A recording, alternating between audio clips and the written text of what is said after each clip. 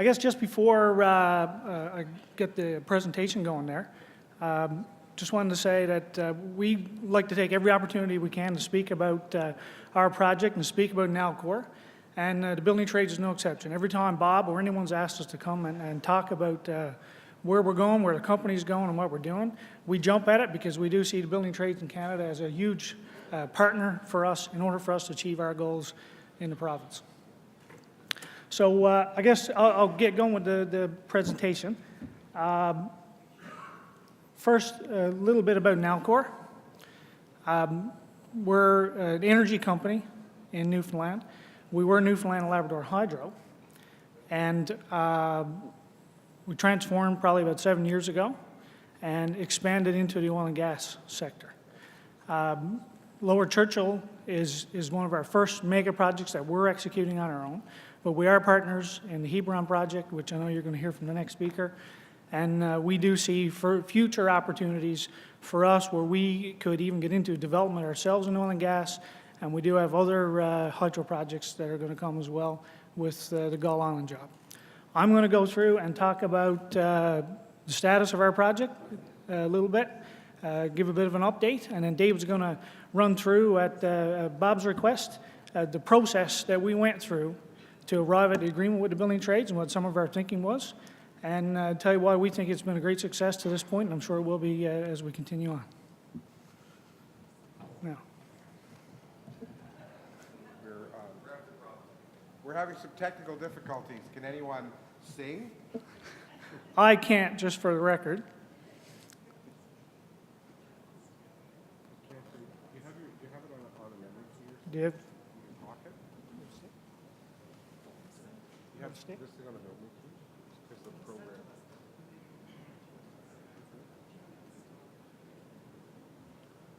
I have it on The answer no? The answer is no. You can wait. Okay. I have it on iPad. Can you connect the iPad? I don't think you can connect the iPad. Let me. It's all right.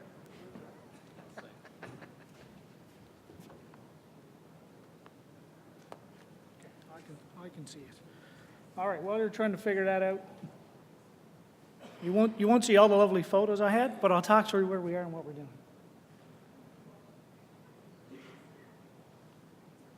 This is just an example of one of many challenges that we'll face going through in the future, and just like this one, we'll sort them all out.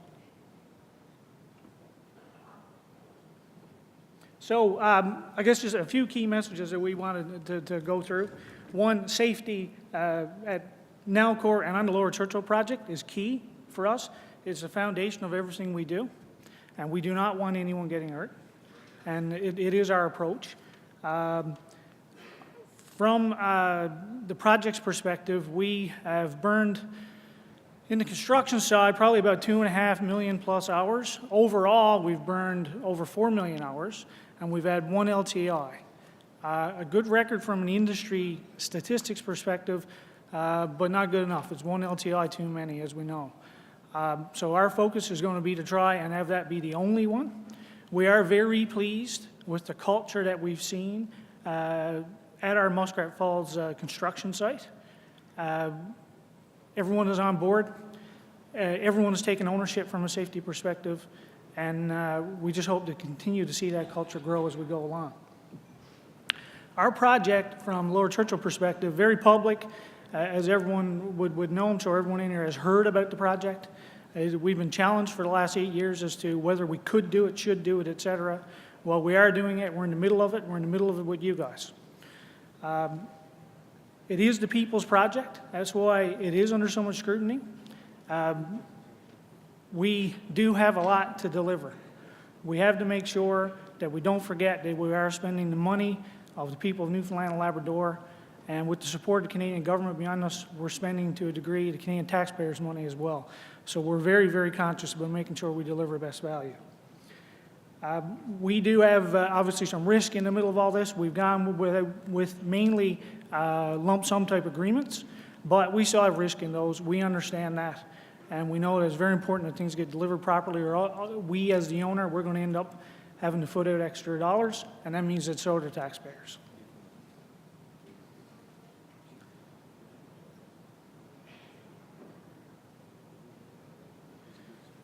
The agreement, David's going to go through some of that in a little bit. We got involved as an owner early days. We made the conscious decision that we weren't just going to hand over to the contractors. So for any contractors in the room, apologies. But it was our approach because we knew the risks that was involved with the project as a whole, and we knew we had to get involved directly. So we took a period of probably about 4 years to come up with our model, work through with Bob and Company and with the RDC in Newfoundland to come to an agreement that we're very pleased with. For those who don't know, the project is in Labrador, is where Muskrat Falls Generation Site is. It's an 825 megawatt hydro facility. It's about 30 kilometers west of Happy Valley Goose Bay. It consists of 2 dams and a powerhouse. It's the second largest hydro facility in eastern Canada once it gets complete. To put some perspectives, we're going to have about 560,000 cubic meters of concrete in that facility when it's done. From the base of the excavation, which I had some great pictures, I did, seriously. From the base of the excavation, which is done, by the way, on time, on budget, I might add, by the building trades. It's going to be about 28 stories from the base of that to the top of the intake. This is not a facility where you'd have penstocks and a lot of iron work in that. It is concrete, big concrete intakes, 4 of them, that you could put a 10-story building in each of the intakes to give you an idea of the magnitude that we're talking about. Status right now, as I said, the bulk excavation is done. We removed about 2 million cubic meters of Canadian shield to leave us with 2 massive holes that the work has started on in the last couple of months by Estaldi Canada. They were awarded a contract for the powerhouse and for the spillway. So they are in the process right now of manning up, getting their procurement finished, and getting into the facility. A little slower start than we would have liked. However, not abnormal, obviously, for a mega project, something of this magnitude. We know that we'll have challenges like that as we go along, and we'll work through that with the contractors, and we'll also work through it with the building trades and all the union support as we go. So we have We have your pictures, yeah. there we go. Let's see. Went through this. There's just a shot of the map where we are. The Muskrat Falls facility itself is up in Labrador. It's a shot of the project as a whole. We are going to be doing transmission lines right down through to connect to Nova Scotia as well. Went through that. That's a shot of what the final product will be like across the river. So this is where I was, just talking through the status.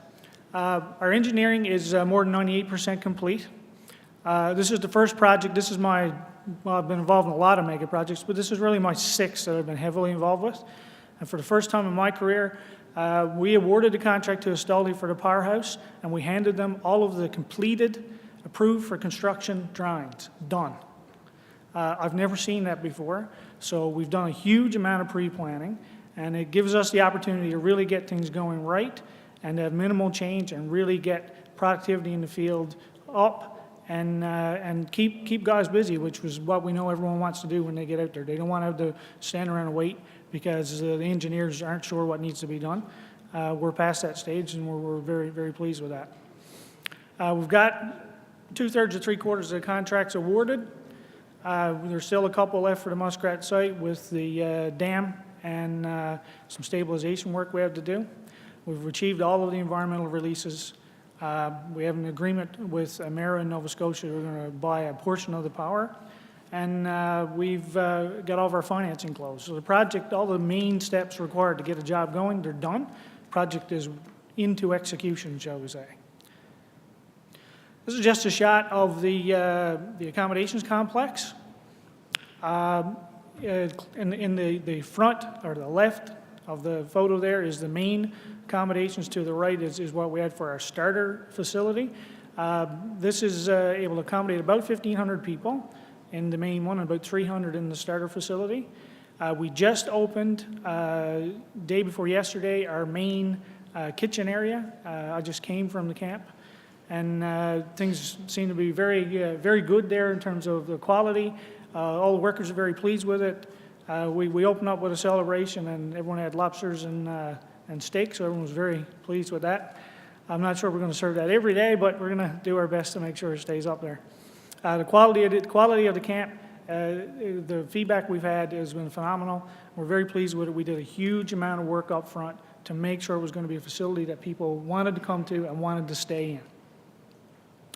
Just another shot outside. You can see they are triple-decker facilities connected with Arctic corridors. Recreation facility going in there as well. It's almost complete. It'll be ready within probably about a month. So here's a shot of the excavated intake and powerhouse. Just looking down into the facility, some of the construction trailers just in. In that back left corner there, they're just starting to put up a tower crane. I think this is a shot from the other side. Looking up, so you can see some foundation hoarding. That hoarding's been removed now. The weather's improved, obviously. So when I was there 2 days ago, there was a lot of crews all over that work face there, getting ready to get getting the cleaning done, get some of the initial concrete in. This is a shot of the spillway excavation area where we did have a cover over it. This was the inside of that where they could get the cleaning. They're getting into the rock, getting ready again to get some base concrete down. This cover is being removed as we speak, actually, is all being dismantled because, again, obviously the temperatures are up and we're ready to go. The spillway is due to be complete by the end of the year. That's not a huge amount of concrete, and that is the target. We want it done by February. The current schedule says we'll be done before the end of December. This is just a shot of the switchyard area that's nearby, so there will be a considerable amount of work there as well. The switchyard and converter station to get all that ready and be able to convert the power to DC so we can send it down to St. John's. This is a shot of Staldy's construction approach for the powerhouse. As you can see by the shot I showed there before, it is a very large area. Probably about 150 meters across. They are going to put an integrated cover system is the term they're using, so they're essentially going to cover the whole thing over. We're talking about 3,400 tons of steel going into this facility, essentially a very large warehouse that's going to be built over the top, and they're going to put overhead cranes inside.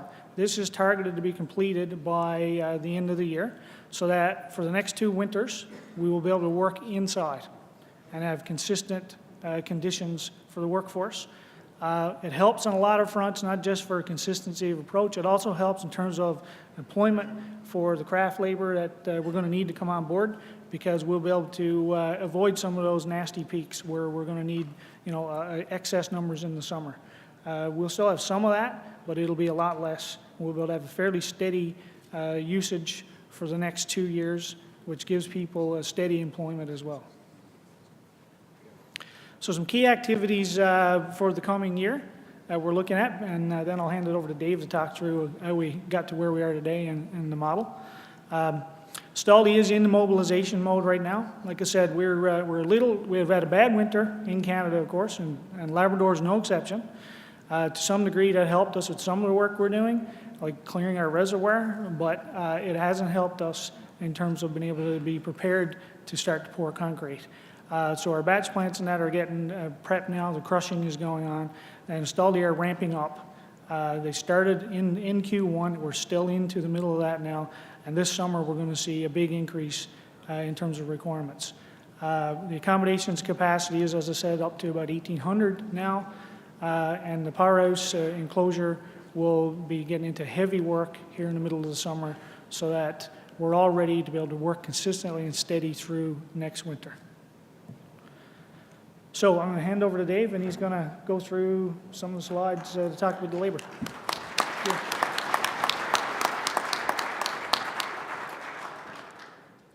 Yes, I am a recovering lawyer, but Bob is a recovering lawyer and a recovering pipe fitter, so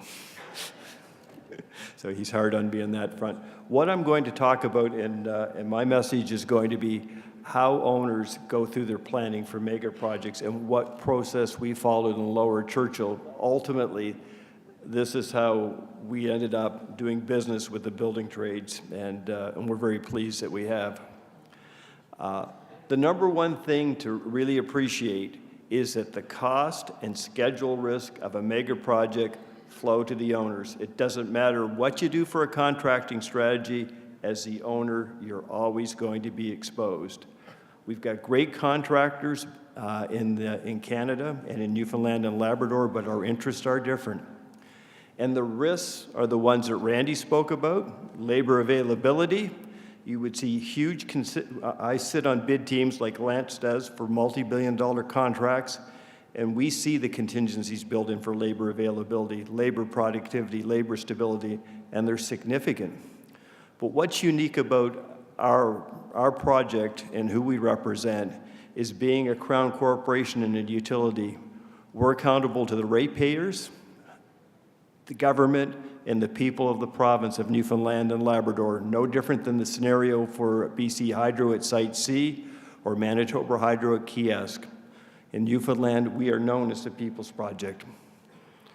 So I'm just going to take you very quickly through the steps and then I'll speak on a few of them, how we plan for success in labor relations. The first thing we did was we reached out to the industry for input.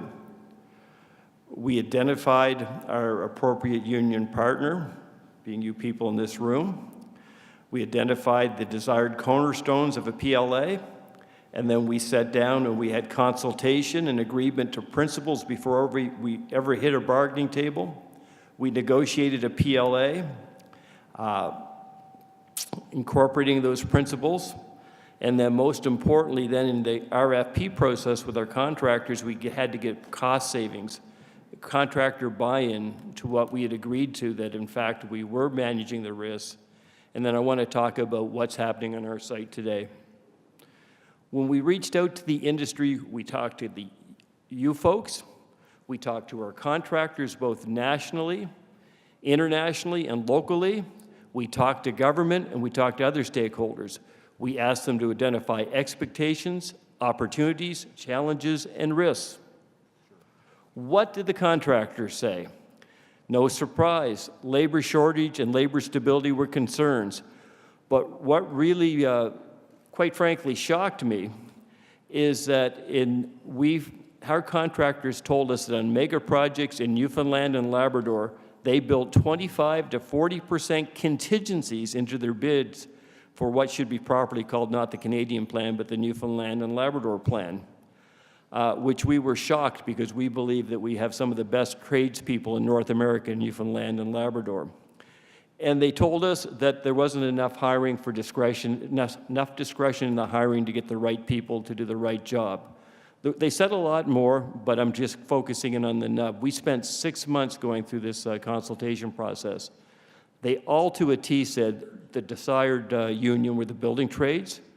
They needed the right PLA to mitigate risks. And they told us overwhelmingly that we had to feed people well and put them in a nice place to stay. What did you folks say? You wanted, first and foremost, was safety. Every union we spoke to, and we went right across throughout Newfoundland and Labrador, spoke to everyone, spoke to all your Canadian directors. Safety was number one, good living conditions and working conditions. Number two, high quality accommodations. This is the home of the workers. I mean, people are working long turnarounds and they need to feel like home.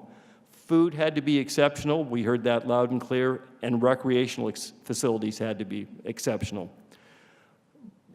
Jobs of long duration, they said, if you want to keep us here in Newfoundland and Labrador, do your contracting strategy with long jobs. We need attractive fly-in and fly-out benefits with attractive work schedules, which are very easy for us to do in Newfoundland and Labrador because we can fly people from our project site to St. John's or Halifax in less than an hour and a half. And it's interesting that wages isn't something that everyone jumped at. Everyone assumed they'd be fair, and that's where it was on the list. And the other thing that we heard loud and clear is the Canadian building trades wanted to be engaged in our project and be our partner. What did government say to us? And they were pretty vocal. They wanted us to dispel industry concerns about executing major project work in Newfoundland and Labrador, because we have got a bad rap on some other projects, and quite frankly, I don't think we deserve a lot of what we've got. So they said they want to have a PLA, but most importantly, a quality relationship with our union partner to support on budget and on special schedule completion of the People's Project, the one that they were paying for. They wanted to ensure employment opportunities for our IBA partners and to maximize the number of Labradorians. They wanted to create, like we're talking about, Randy heard, a sustainable workforce in the area of this project, where there will be many other mega projects negotiated over the next 10 years. And very importantly, and near and dear to government in Newfoundland and Labrador, and our second speaker on diversity was just excellent here this morning, and her name escapes me, but there's a huge focus in Newfoundland and Labrador on getting non-traditional groups, especially females, engaged in the trades. Choosing a union partner, we considered all options in the building trades were a natural choice. You've got 12,000 members in Newfoundland and Labrador, and throughout Atlantic Canada, I believe that number's closer to 40. Quality training facilities, Newfoundland and Labrador have trained tens of thousands of workers that have found their way west and have first-class training facilities and a real commitment to training and mentoring of apprentices. And finally, though, in order to get you folks in the boat, we wanted to have agreement on what the cornerstones of our PLA would be. So we entered into a 6-month process where we met with our local business managers, the Canadian directors, and we talked about what we needed in a collective agreement to address the concerns of the contractors, meet our mandate with government, and working very closely with Bob and David Wade, who led the Canadian building trades, which are known in Newfoundland and Labrador as the RDTC. We were able to achieve consensus, I believe it was in April of 2012. We had a joint, one of the fundamental thing is we agreed that we'd be partners, and I'll talk about that more, but that has worked out to a T. Fair compensation with quality living and working conditions. It was 100% buy-in to our hiring priorities, and this is what the contractors told us would never happen. The unions in Newfoundland and Labrador will never agree to work teams, ever. We were told that unless it's with the consent of the business managers. We got the 100% commitment that if we have a fair methodology for getting our workers on our fair share of workers, we don't care what people do as long as they can do it safely and efficiently. And a commitment to work as partners. I'm not going to take you through all the cornerstones of the collective agreement, but together we achieved all of our joint objectives in hiring, a commitment to diversity, a commitment to adjacency, a commitment to a 50-50 name hiring, which the contractors asked, opened union membership for qualified members, for qualified people for Newfoundland and Labrador. One of the unique things we agreed to in productivity, in addition to the work teams, was a very rigorous training program we're just rolling out to support those work teams for all the supervisors that will go onto the project. And labor stability, we, long and short, our commitment to work out issues at the site, and if we can't work them out there, to work as partners to get them done. So our next challenge was to get contractor buy-in. We got our project agreement we needed. We got the foundation of a relationship we needed with the building trades. Our most important partner now is our contractors that are going to build this thing. So in the RFP process, we started by educating all of the bidders on this unique relationship, this unique PLA. But despite that education process, the first round of bidding, there was very little difference from what we would have seen in bids in earlier projects in Newfoundland and Labrador. So what we did was, quite frankly, the contractor said, we love the words, but we haven't seen the actions. David Wade, the executive director of the RDTC, and then its president, Gus Doyle, and any other leaders we needed. We actually brought them into the bidding meetings with the bidders, with these multinational teams of bidders on one contract, well in excess of $1 billion. And we said to the contractor, you tell them what the contingencies are and why you believe they won't do it. And David Wade, Gus Doyle, and whoever else we needed, they sat in that room, looked across the table at the bidders, and the end of that process, and they took a number of meetings, that we had positive outcomes for the contractors, for the building trades, and most importantly for the people in Newfoundland and Labrador and Nalcor. Turning words into actions on site. I'll just go through this quickly. We're at 700 and ramping up. We expect to peak at 1,600 this year just on the Muskrat Falls site alone. 100% of the current workforce are from Newfoundland and Labrador on the site.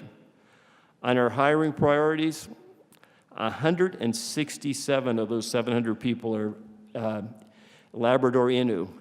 And we spent, in our industrial benefits team and our IBA team with our Innu partners, we spent over $15 million in training leading up to the project. And that's what it's about, training and preparing people for these jobs.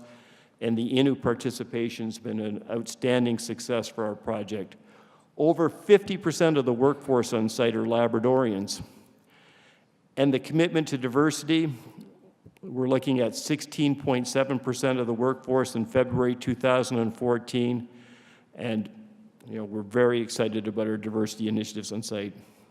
And anyone that says that you go to Newfoundland, it's trouble, you're going to have trouble in the hiring, you could not have a group of business managers and hiring hall representatives work more closely and more diligently to try to support adjacency and diversity. Productivity to date. Work teams utilized to date have been successful despite the naysayers. We're building in significant work teams in the powerhouse mark up in Spillway. The supervisory training to support the productivity is being rolled out in late May. The bulk excavation completed in December was completed on schedule because of the can-do attitude of the building trades and the high-level productivity we achieved. Shop stewards are doing their jobs. You hear these horrible stories about labor relations in Newfoundland and Labrador. On our site, the RDTC has spent a lot of money on training shop stewards, both on the site and in their union halls. Issues generally get resolved between the supervisor and the steward. We're the owner way back in the distance, and if the contractor and if the supervisor and steward can't fix it, the RDT site rep on site, Hubert Loader, is doing a fantastic job. He either pushes the issue back to the shop steward or he fixes it with the contractor if they couldn't. But things get fixed on our site. They don't get bypassed to this bypass that goes to the owner. We stay out of it. The RDTC are doing an excellent job. So as a result, we've had very few grievances. And being a recovering lawyer, I'm proud to report we only had one arbitration in our first 18 months, and that's one too many. Labor management on the site, we have a very active employers association, and that's the key. The contractors out in front, we're all on the same page. They're managing the labor relations. We meet monthly with David Wade and his team as a liaison committee, and quarterly Bob comes in with the appropriate Canadian directors, and what we do is we work as partners. That's how we've looked at this project. If we're going to succeed, we're doing it as partners. So there's no time, this negative energy, grievances, adversarialism, it just brings us all down. Key messages to finish. Safety is the foundation of any project. That's what sends people home at night where they should. That's what supports productivity. That supports everything. Our project is different. We're the people's project. Remember this key message that we, the owner community, the silent bunch in the background, we're the ones that are exposed to cost and risk schedule. So it's very important for us to forge strong relations with the building trades. We must manage the risk, and going into this project, status quo was not an option. So you, the building trades, who many say that are incapable of training, did some very decisive but marginal changes, and that's all that was needed. So we have a different PLA, we have a strong contractor union partnership, and that's the key to our success. And I'm just very proud to report that our partnership with the building trades is strong as we look forward to doing future projects. And I'll just leave you with this thought that the eyes of the utility industry are on us. Manitoba Hydro's watching what we're doing closely. Site C in British Columbia. So I believe this is a huge opportunity for the building trades to shine, for the utility industry to shine, and our contractors to succeed. And I want to thank you for letting me be here today. And one other thing I'd like to say in closing is David Wade, who I believe is somewhere in this room, the executive director of the RDTC in Newfoundland and Labrador, who's given the vast majority of life to the building trades, first with the iron workers and then as executive director. It's amazing what he's done in Newfoundland and Labrador to move the industry ahead and the positive impact that he's made. And as he moves on to retirement, on behalf of our project, we'd like to wish him the best.